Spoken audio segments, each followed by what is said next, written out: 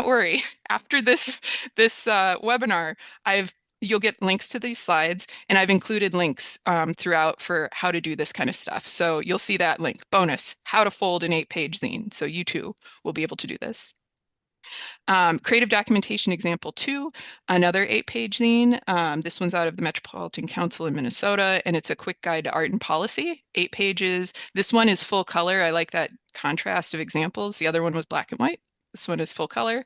And it reviewed efforts to involve artists in the development of the long-range regional plan, Imagine 2050. So with that, I am excited to introduce our 3 speakers today. We've got Emma Bocek, an associate working at Metropolitan Planning Council, MPC. She focuses on zoning and land use policy to help create a more equitable Chicago region. Emma has led the development of the zine In the Zone, a Chicagoan's Guide to Zoning and Land Use, which MPC released in 2025. Very excited to hear about this project. Miguel Angel Vasquez is FAICP and an award-winning urban planner and public health innovator who blends data, creativity, and community partnership to help transform Riverside County, California, and beyond into healthier, more equitable, and culturally vibrant communities. And last but not least, Lena Walker, associate planner, is an APA member and associate planner for the city of Boise in Idaho. So we're going to hear from all these folks, and at the end, again, have a bit of Q&A. So be getting ready with those questions and notes. With that, I'm going to stop sharing. And Anela, did Emma arrive, or should we hop into Yes, Miguel? I Okay, think we'll start with she's here. Yeah. Emma. Emma, Fantastic. would you like me to share or do you want to share? I'm happy to share. Okay. Let's see.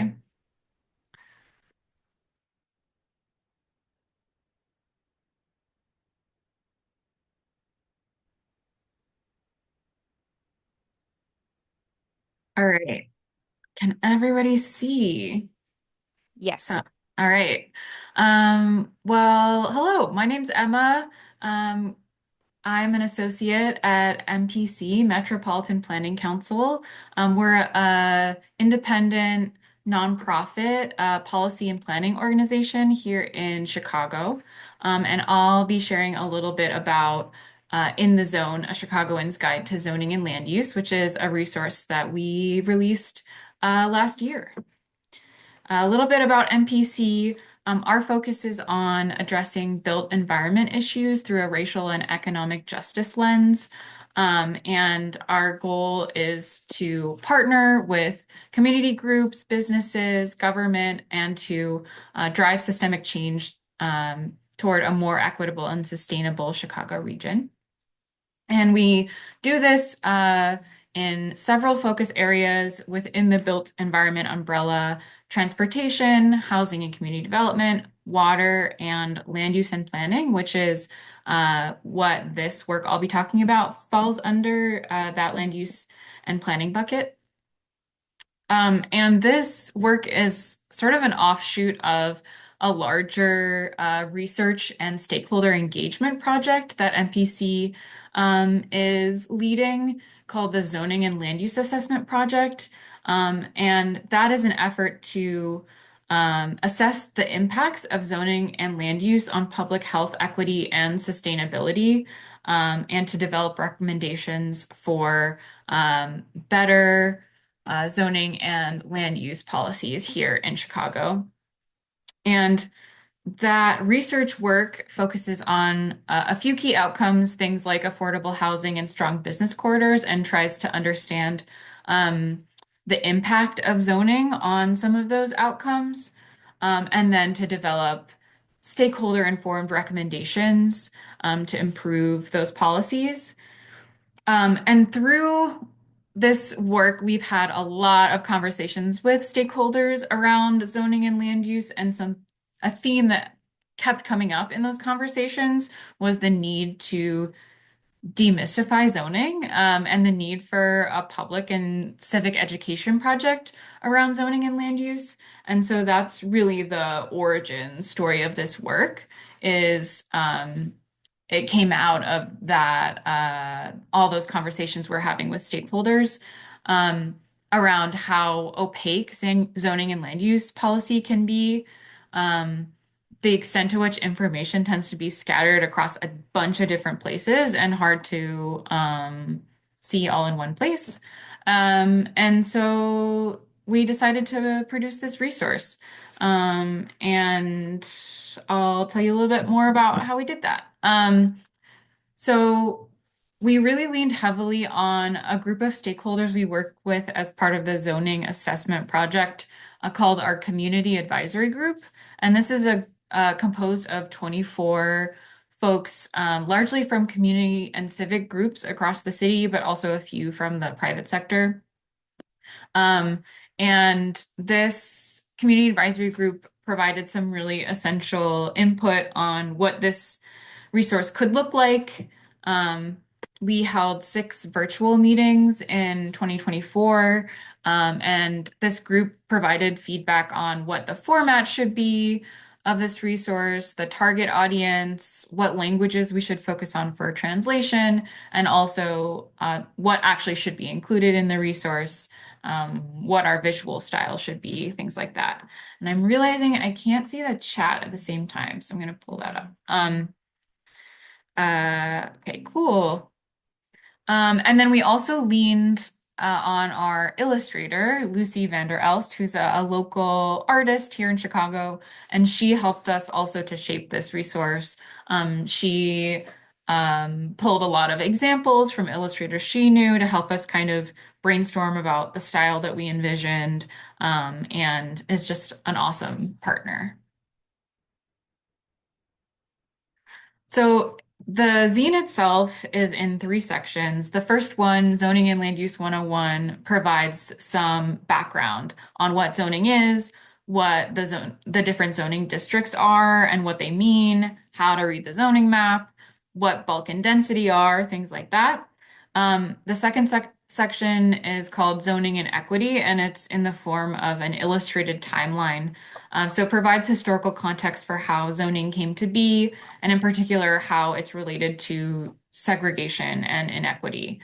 And then the last section, Zoning in Chicago, is a little bit more practical and nitty-gritty. So how do zoning decisions get made? What do those processes look like? How can residents learn more and get involved? And how has zoning played a role in different developments in specific Chicago neighborhoods? So those are the 3 sections. Across those sections, you'll see how it works pages, which are explanatory. So there's some illustrated explanation on different land use and zoning concepts. You'll also see data corner pages, which pull from some of our research findings as part of the zoning assessment. So as an example, this page shows the different mix of zoning districts that Chicagoans of different demographics might expect to experience based on the data that we pulled. And then throughout, we've really tried to incorporate narrative, so both fictional and real life narratives. We have this fictional character named Zena, and she is sort of traversing the city and noticing ways that zoning is showing up in her day-to-day life. And then in the last section of the zine, she's trying to open a pie shop in a few different locations, and each one has a different zoning process for her to navigate. So we've really tried to incorporate narrative, and then we've also incorporated real life narrative in the form of case studies. We have a couple different case studies in relation to housing development, and then a couple related to industrial development as well.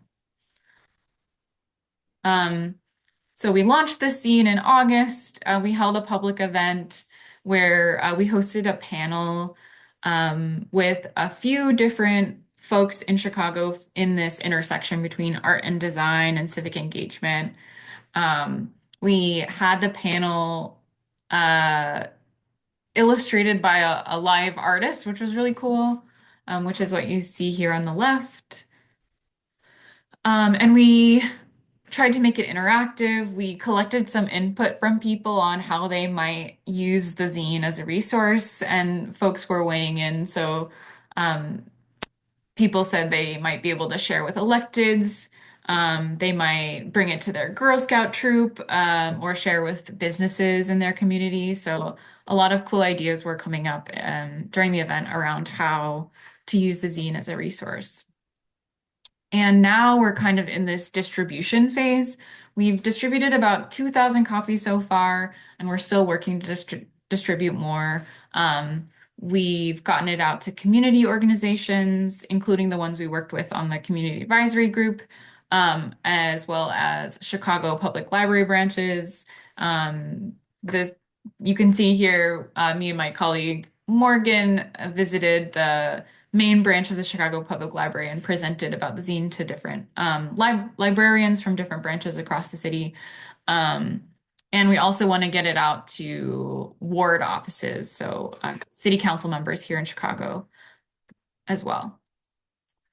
So a few different considerations to think about in terms of projects like this. And I think there are like many valid decisions to make on all of these elements, but just to share how we handled them. Um, in terms of stakeholder involvement, how are you going to involve the folks who will be using this resource or distributing it? Like I said, we had this community advisory group, which was our main route for stakeholder involvement. Thinking about illustration, we contracted directly with an illustrator,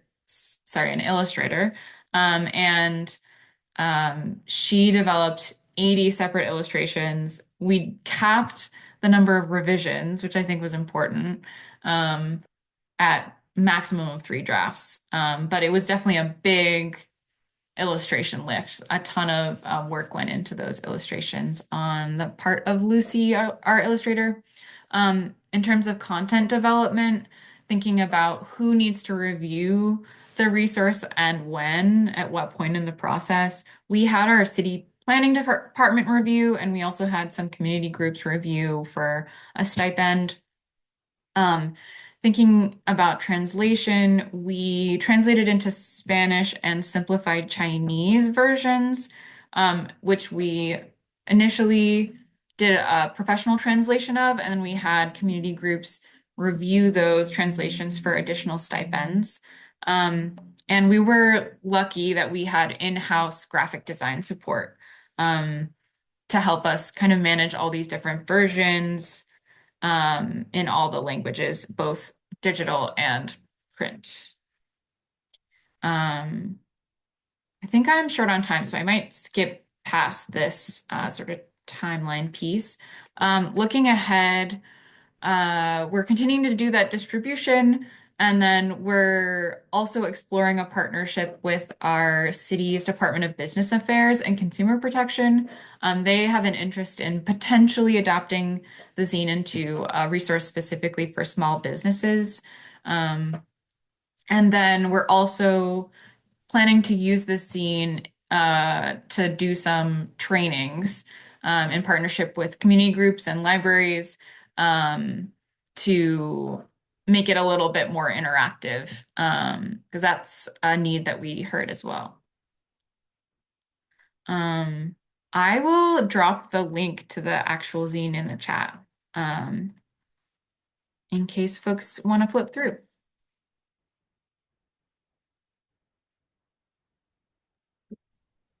Amazing. Thanks, Emma. All right. I think we've got Miguel up next. Excellent. Thank you. Let me share my screen real fast. Let's see. I think this is what I want. Okay, do you see a Canva presentation? Yes, I do. Excellent. Good morning, everyone. It is a pleasure to be here today. I'm going to share with you a fun project that just sort of happened serendipitously. How do you say that word? It's such a trabalenguas. That's how we call those words in Spanish. Tongue twister. And So this is a project that I was involved with. I was an illustrator, and I want to share part of the process, why we did it, and just some lessons learned.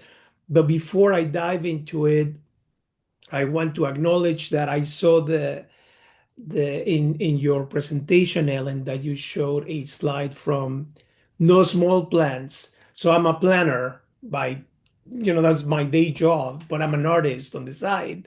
So when I saw that publication, I was like, oh my gosh, this is amazing. One day I'm going to make one like that, right? But I have never done any sort of thing. But I just saw that and I was so inspired. And in fact, one of the illustrations where there's an aerial view of the city of Chicago that inspired me to do one similar illustration for the location where this story takes place. So that's me. I have a treeless treehouse where I did this particular work, coming up with ideas to make the present. I mean the illustrations for the graphic novel. But basically, this was a commission by a nonprofit organization in the Eastern Coachella Valley called Alianza Coachella. They work on advancing environmental justice and the social determinants of health in one of the most disadvantaged communities in the state of California. The purpose of this effort was to create, well, I guess you could call it popular education type of tool for community organizing.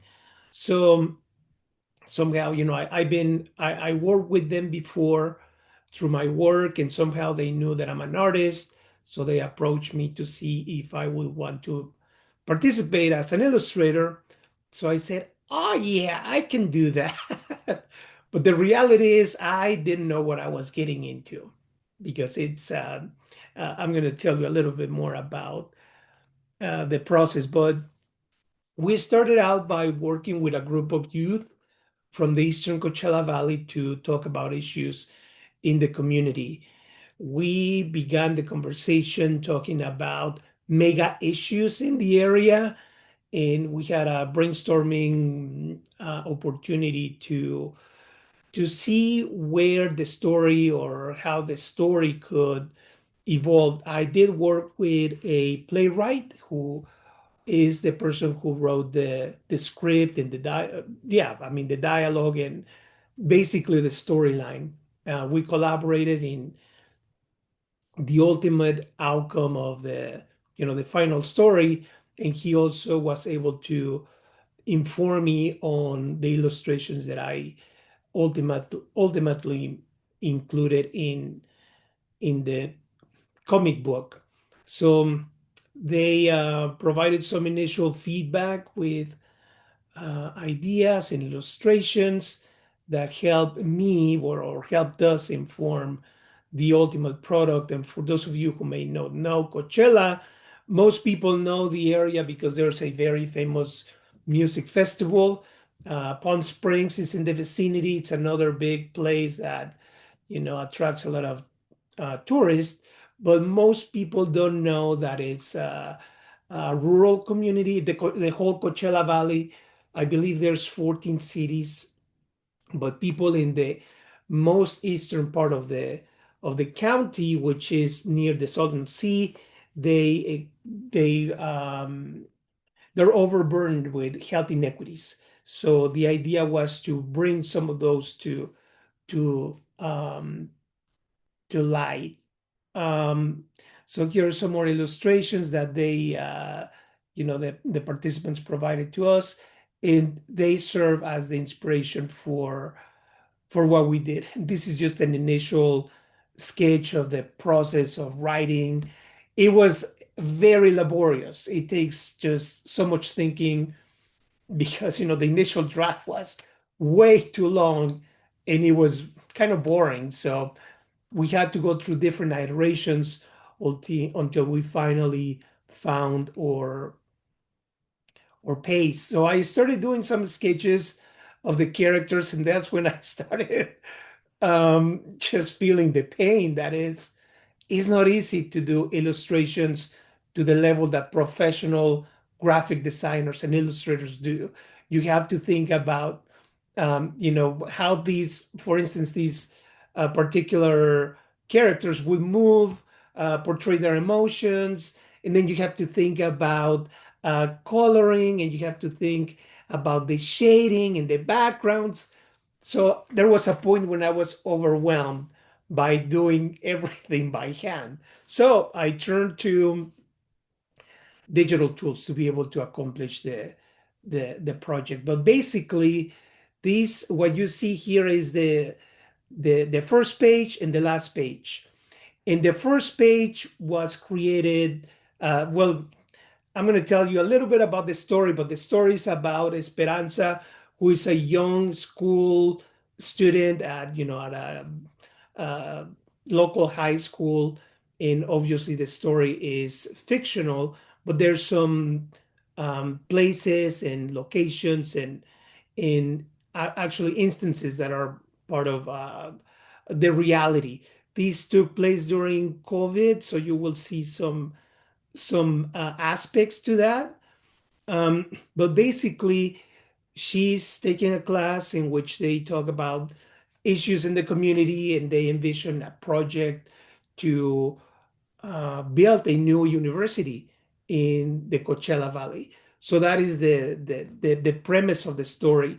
So through community organizing, they eventually make it happen, but it takes decades before that dream is realized. And the last page um, is an homage really to the people in the beginning of the story, which are Esperanza's grandparents. And as you can see, well, for those of you who may not know, there's a beautiful song that is, every Mexican knows this song, Cielito Lindo. So I imagined this as a movie, as if I was doing storyboards for a movie, and in the background you hear this voice of somebody singing this de la Sierra Morena, cielito lindo, vienen bajando, etc., etc.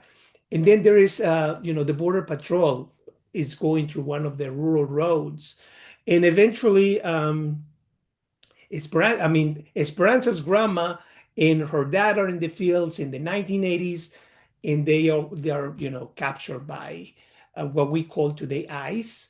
So it's a very sort of dramatic beginning, and I was inspired by the movie. I don't know if you know Amores Perros, but it starts with a very heavy sort of first scene in which you see these two guys in a car just you don't know what's going on, but they're really escaping from something. So I wanted to bring that sort of feel to the story. As I mentioned, this happens during COVID. So there is a moment in which Esperanza looks at her phone and she gets the actual news that just announced that there's this virus, this plane came from Wuhan, China, and it landed in Riverside County at March Air Force Base. And, it's like, what is this? We didn't know what it was. But the last page, or the page to the right, is basically once she's able to give a presentation to the decision makers. And then at some point in the future, the Cal State University Coachella Valley is opened up, and Esperanza's daughter is giving the keynote address for that class in that year. So here are some pages of what it looked like. I wanted to imagine the world, as we were living it. It was when we first started doing Zoom, and it was kind of confusing, but it was kind of fun. People started working with different backgrounds, and there was dialogue, and there was also tension. There were disagreements. There were a couple of professors helping out. I also got to incorporate some background information about the places that they described so that people could have an understanding of what the Coachella Valley looks like. And at the very end, there's also a guiding discussion questions, because this is almost like you can use it as a book club, if you will. So that is the kind of idea. So these are some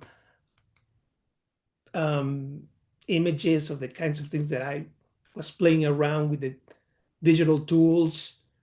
I use photography as well.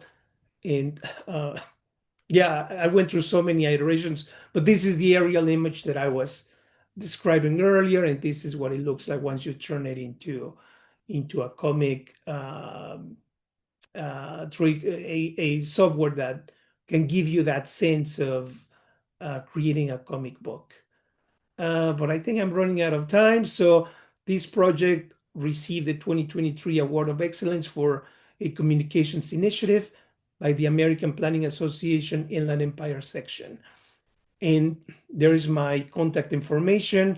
I have a link to the comic book.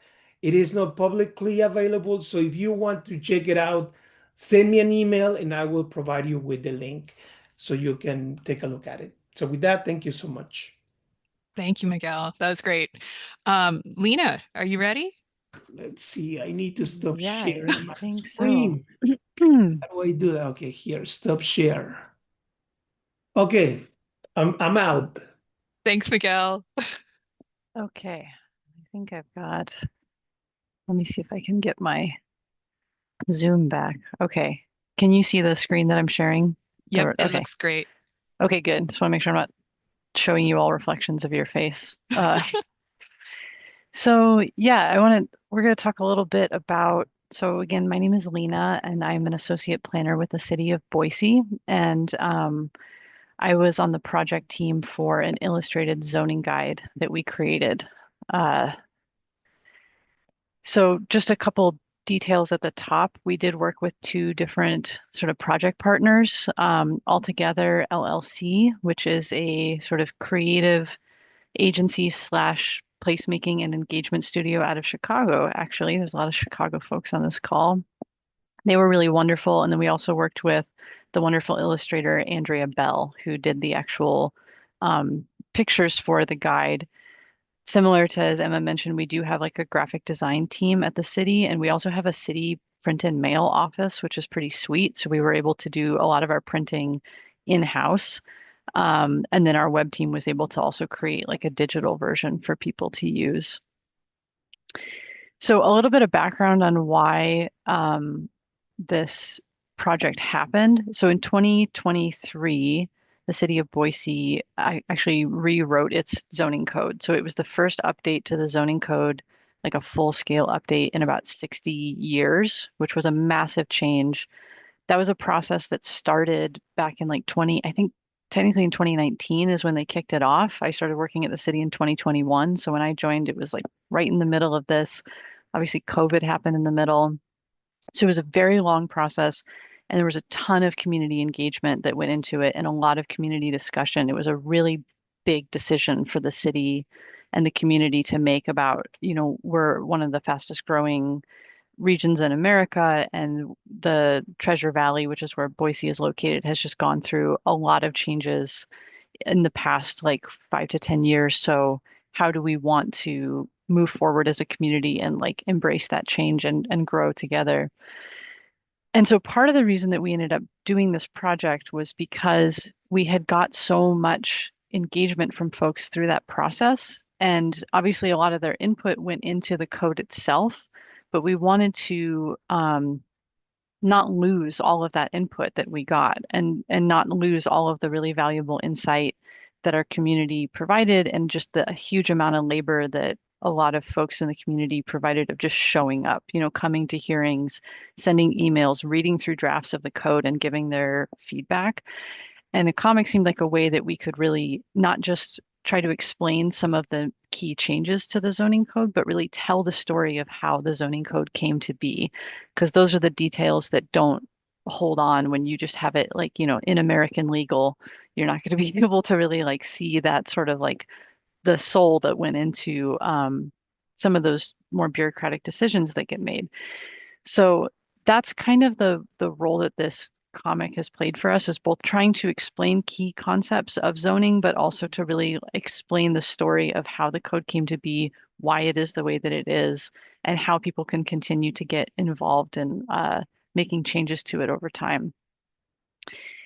So at the beginning of that process, we spent a lot of time talking about what kind of guide that we wanted. Like I said, wanting to explain those key concepts and tell the story, but also really wanting something that is kind of an on-ramp to participation. So wanting it to be fun and inviting and also widely accessible. So one of the things that was great during that zoning code rewrite process is one of the first times where we had like teens and even kids getting involved in giving their input on zoning. But for a lot of people, they're not familiar with what zoning or land use is when they first come to that process. So our hope was to be able to have a guide that could be provided to almost any member of the community, whether they're a kid, whether they're older, whether they're a developer who's, working with neighborhoods as they bring a project through, or somebody who's just now learning about zoning for the first time because something's happening near them. Just some other quick details about the project outline. So like this went out for an RFP in about February of 2024. The code went into effect December of 2023. And then it was a little bit over a year process from start to finish. That included kind of like a discovery period of going through all of those documents from the zoning code rewrite and then working with different focus groups and kind of working with our consultant to sort of, because they were not local, to like bring them to Boise and really show them around so they could get like a good visual reference for the place that we live. Then we did a lot of storyboarding, similar to Emma, limits on how many drafts there could be. That's a really important key point, is to like keep a project on track. And then the print production and then starting that distribution process.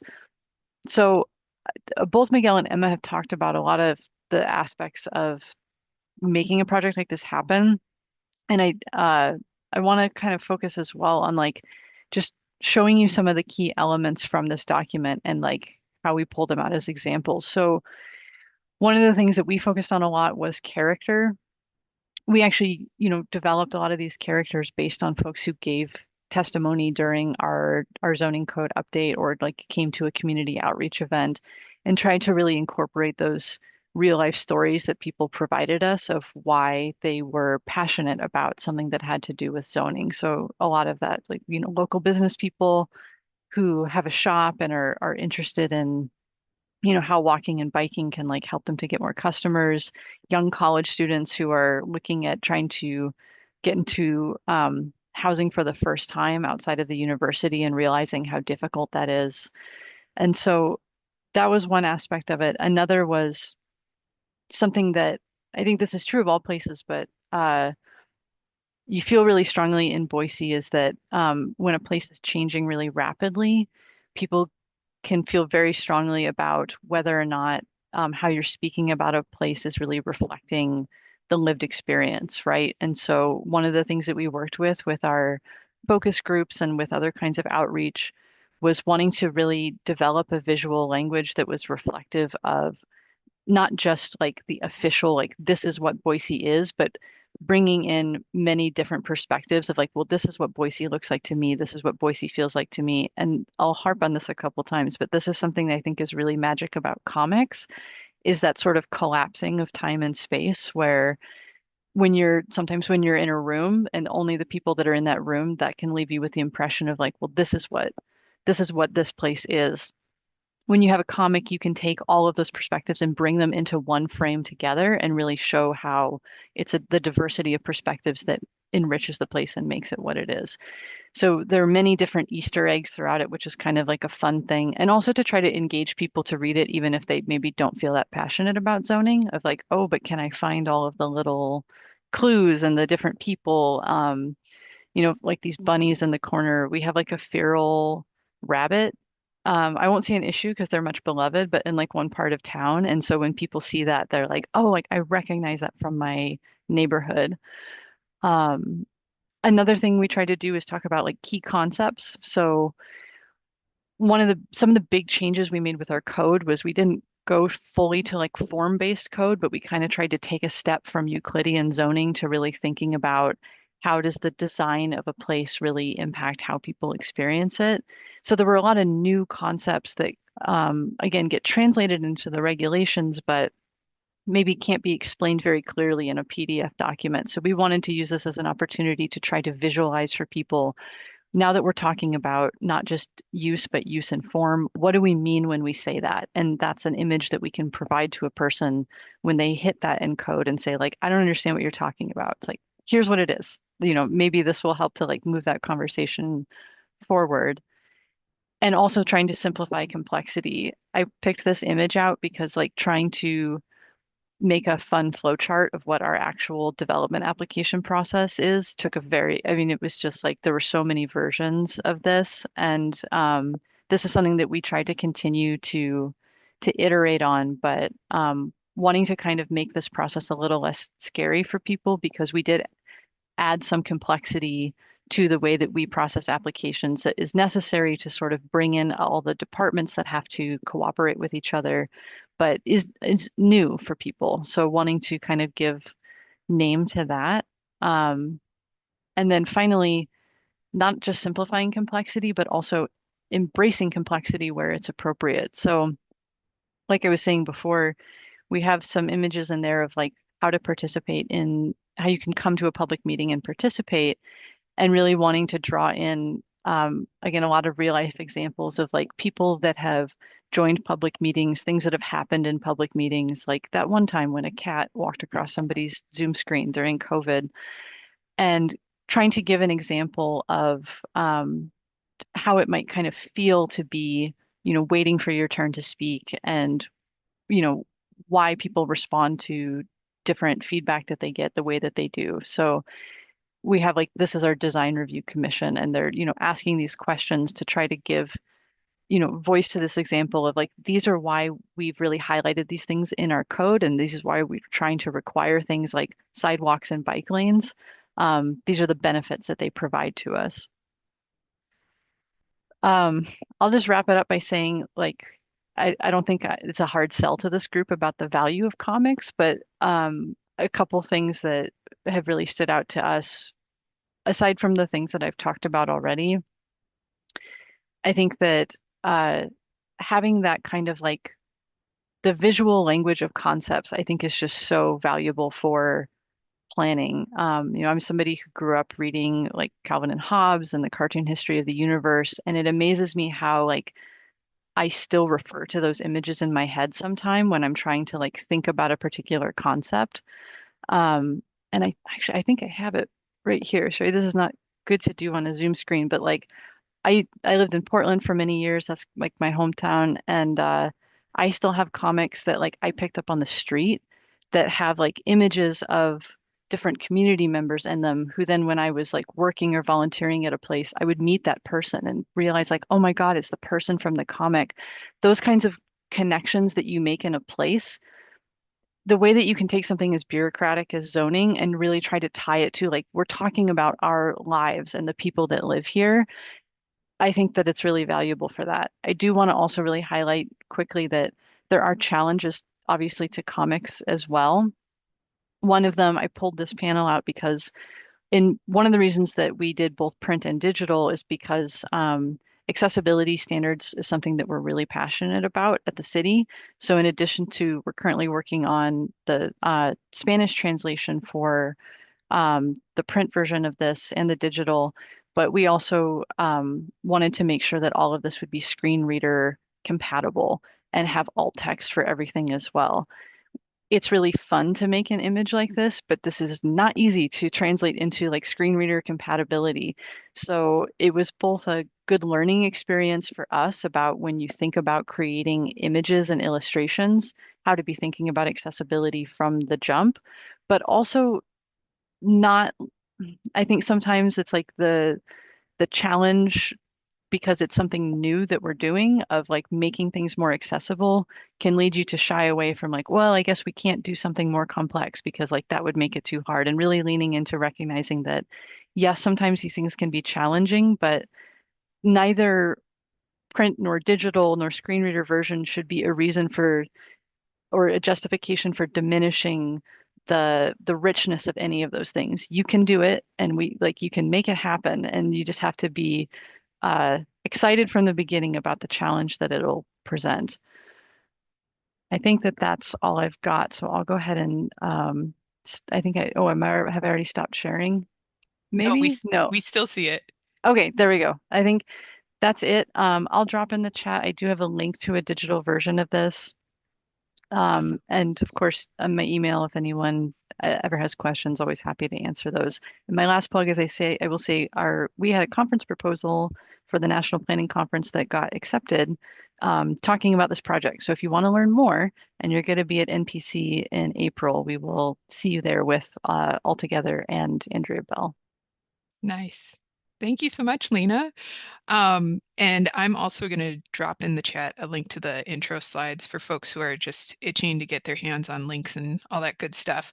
I also see Marcella has dropped our first question in the chat, and we've got about 10 minutes left, so I'm going to jump right into it. So the question is, how are folks tracking the readership and uses of the zines and comics? For zines and comics that aren't tied to a specific planning project timeline, how have you seen community members put them into use? So feel free to tackle either part of that question. Anybody want to go first? Go for it.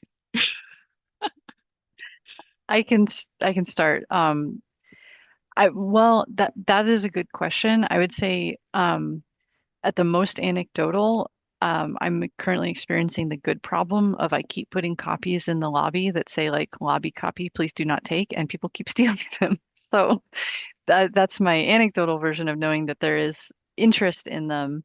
Um, for us, I think a lot of it is tracking through website traffic. Printing is expensive. And so one of the things that we've been experiencing as a challenge is that like I have a limited budget for how many of these I can print. Everyone wants that print copy, but that's a more limited distribution. We also do have them in the public library, so that's a helpful way to kind of see if folks are checking them out and utilizing them in that way. Emma or Miguel, did you have anything to add on this question? In our case, the Alianza Coachella printed 1,000 copies, and they distribute them throughout the Coachella Valley and with community-based organizations and high schools. But they also use them for introducing some of the community issues to elected officials in the powers that be. So when they go to meetings with representatives at the local, regional, or state level, they bring those with them. But that's the limit. They used to have a link included in their website, but that is no longer available. So I'm not really sure, but that's my 2 cents. That's helpful.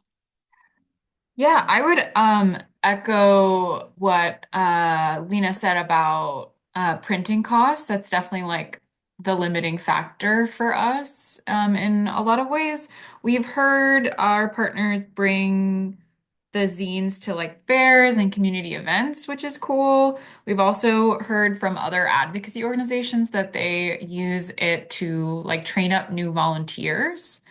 And actually, some partners in city departments have said that it's useful just for them internally to kind of have this resource to share amongst themselves. So those are some examples I thought of, but yeah, it's a challenge.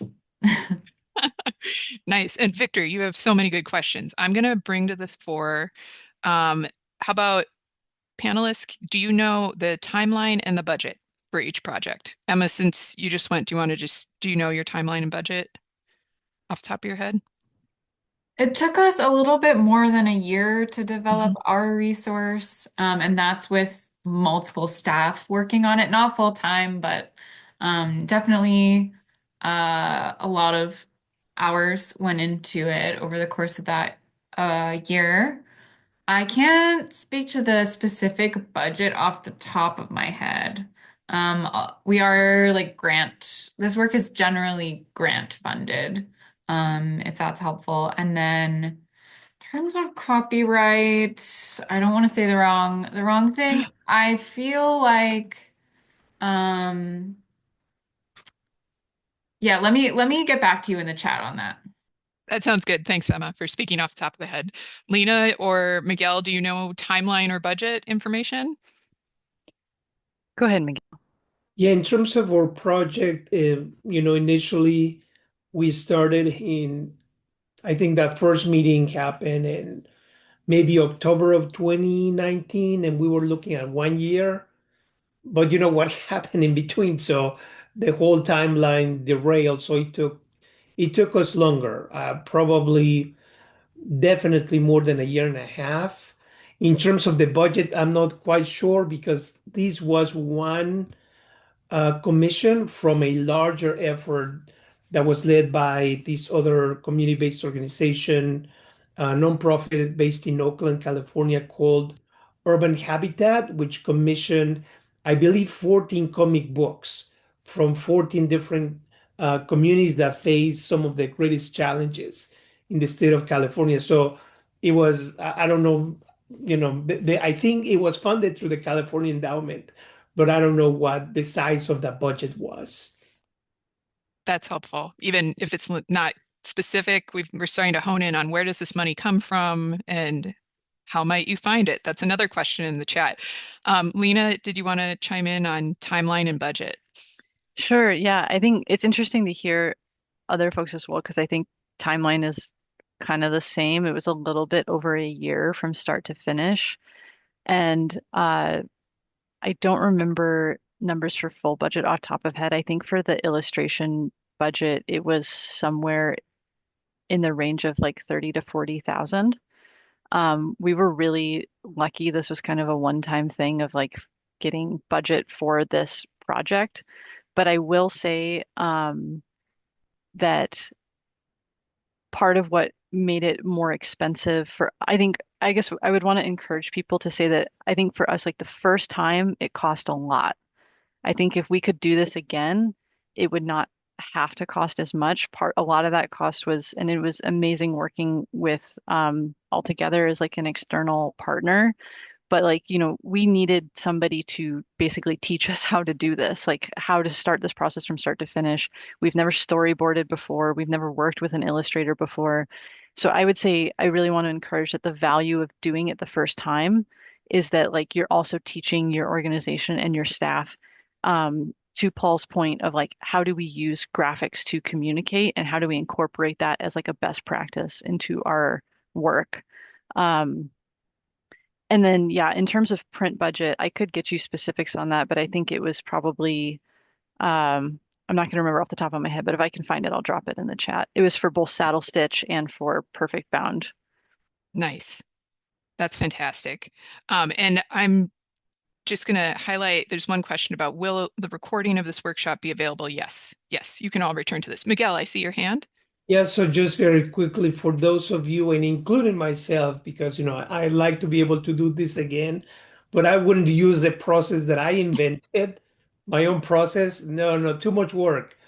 I would recommend for you to look at the work of Linda Berry. She's an award, I mean, she's a truly award-winning illustrator. She's a MacArthur Fellow. And she is just, I mean, she has these books that just, she tells you, just draw monsters. Start drawing monsters. And then she brings the illustration process to the very basics of geometrical shapes. And then you can create, a zine, a story that conveys, the message that you want to do. It doesn't have to be, perfect. So I encourage you to check out her work to get inspired. Anybody can do it. If you can doodle, you can illustrate. Trust me. I love that enthusiastic endorsement. Thanks, Miguel. I'm going to ask one more question. I realize we're right on the cusp of time, but Abby has a question in the chat that has several reactions to it. So I'm gonna pick this one as our final. I'm curious what went into the case making for these projects in your departments. Just reflecting on my experience of the advocacy needed to try new engagement/conversations, particularly involving the arts. So yeah, were any of you involved in pitching this to get it to happen, and how did that go?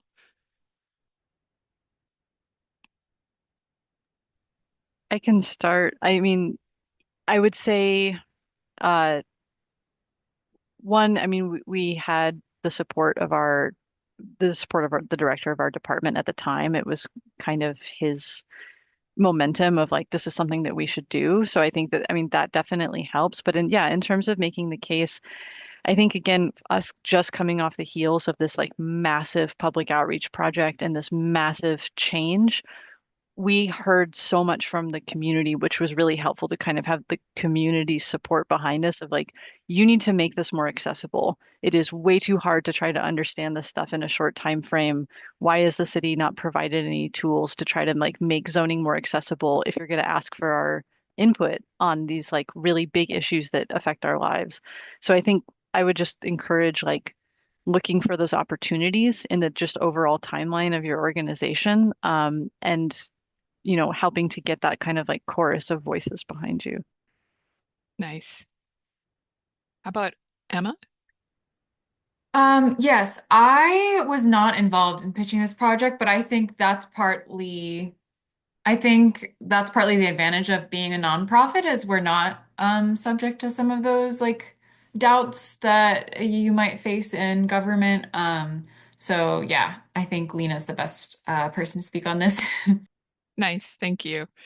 And Miguel, do you have thoughts? Yeah, in my case for that particular project, it was, commissioned from a nonprofit, but at my work, where I'm at, which is the local health department, I am pushing the use of arts into what we do, which is, the examples that were shared are exactly what we would like to do. So right now I'm working on a project that brings piñatas to raise awareness around environmental issues. And it hasn't been easy. It's, some people, when you present the idea, they will be like, well, you're crazy. So you have to kind of start small until you begin to see and find the people who are like, wow, that is really cool. And then you begin to do small projects, and then the naysayers can begin to see what it looks like and the purpose and the value. So I would encourage anybody to take a chance. It's not easy, but if you're passionate about it, move the boulder upwards. I love that. Um, Wonderful. I'm so glad that was helpful, Abby. If anybody has any questions, I think all of us put our emails in the chat, and all registrants will get a link to the recording after this, and it will be posted on the YouTube channel for APA Arts and Planning Division. Am I missing anything, Angela? Or No, I think that we're done. Thank you, everybody, for coming. We've had some issues with the APA certification maintenance website, but that's nationwide. So once that's fixed, we'll be able to enter this webinar so you can log in your CM credits. I think that's all. Amazing. Thank you so much and have a nice rest of the day. Bye-bye. Thank you. Bye.